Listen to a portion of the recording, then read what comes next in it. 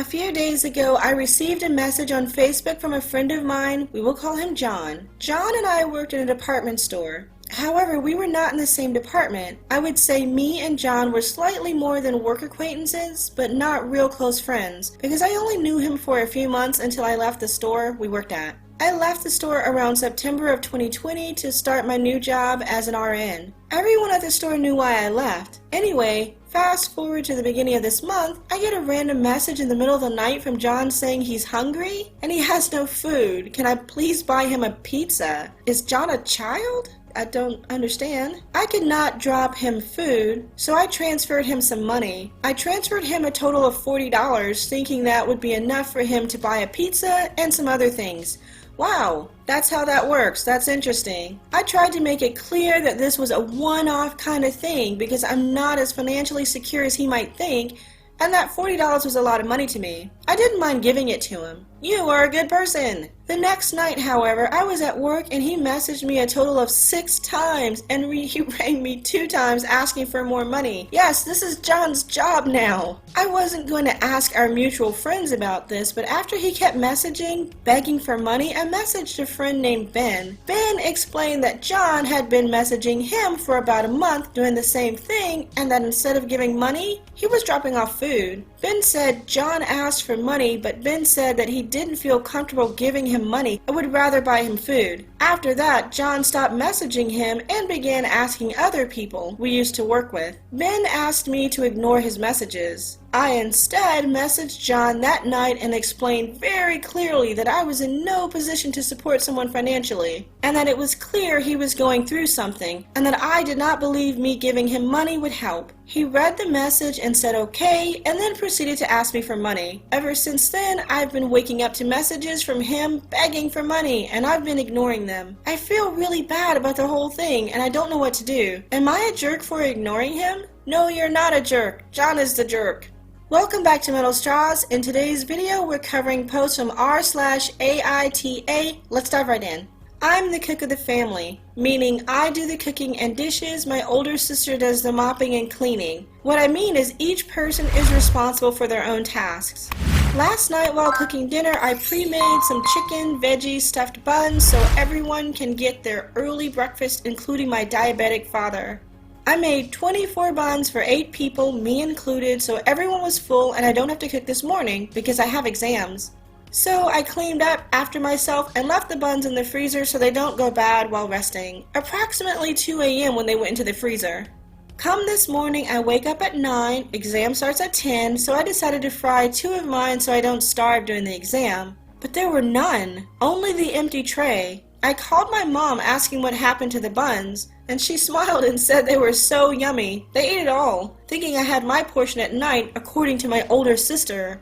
I was seeing red. I don't eat after 10, and I told everyone who can cook to leave 3 pieces for me when they are cooking. Knowing screaming at them would be a waste of time, I just cooked some fried rice using leftovers as fast as I could, and I had to eat it while giving my exam. I didn't eat dinner last night because my sister thought I ate my share and fed all of it to her daughter and herself. I had headphones on and my door locked, so when I came out after finishing the exam, the niece was crying on the bed because she threw a tantrum smelling the food, and my sister was slamming my door for the next 2 hours to open up and then yelled at her daughter. My mom demanded that I cook again, but I was done and told her from now on if anyone wants food they can cook it themselves, and I'm never setting foot inside the kitchen other than to cook for myself. The thing is, no one other than me or my mom can cook, and she can't tolerate the heat from the stove.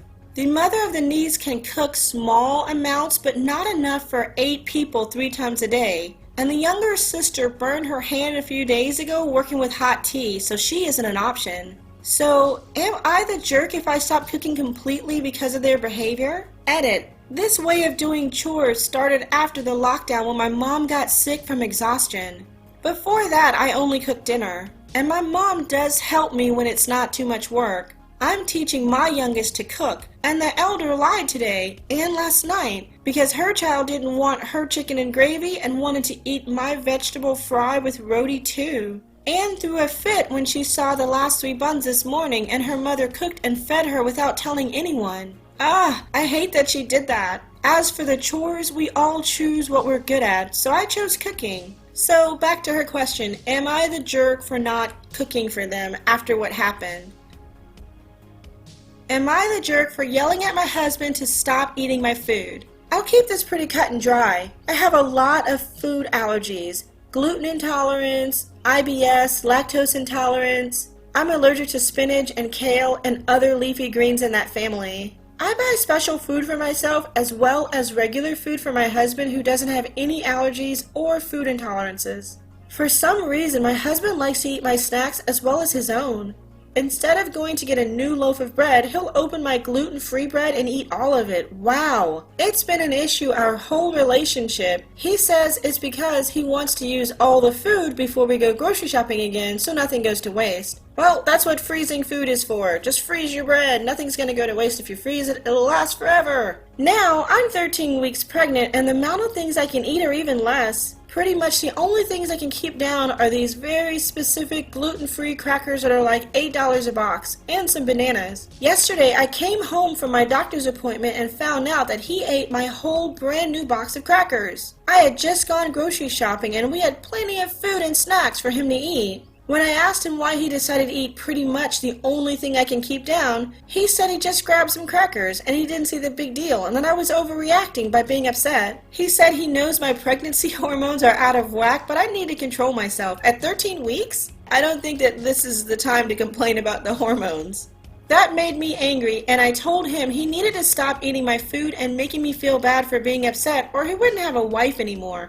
Okay, that may sound like hormones right there. Like, don't leave him because he ate your crackers. And that's what it's gonna boil down to. He's not gonna see that it's the bigger picture. I see it. I see that this is bigger than the crackers. But he's gonna say, she left me because of the crackers. And everyone's going to be like, wow, that's just terrible. What if he bought you some crackers? Would you take them back? He got really offended and hasn't spoken to me since. And I feel like I overreacted due to my pregnancy hormones.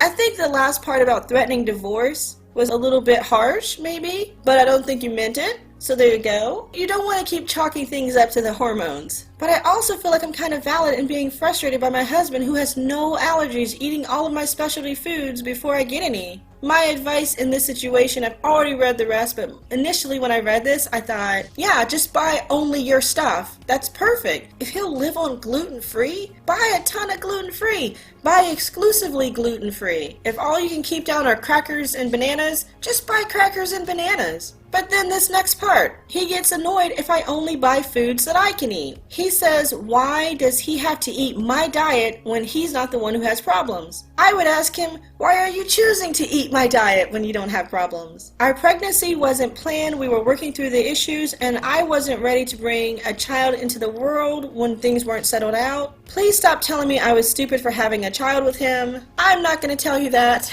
So at the end of the day, no, you're not the jerk for telling him to stop eating your food when you have all of these issues. If he gets annoyed with you for buying these things, there's not really much you can do about that, except forge ahead. In this instance, I think it's always good to have a friend who's been married a long time, because I think a woman who's been married a long time would just say, he's annoyed. Yeah, you can live with that. He's annoyed with what you're doing. You're annoyed with what he's doing. Do not change what you're doing. If crackers and bananas are all you can keep down, I would definitely keep that in my purse, like a box of crackers and bananas, not to keep it away from him, but just to have that handy. But it would also double as keeping it away from him. But no, you don't want to go through life having to hide your food from someone who is like snacking and eating like that. That's kind of weird.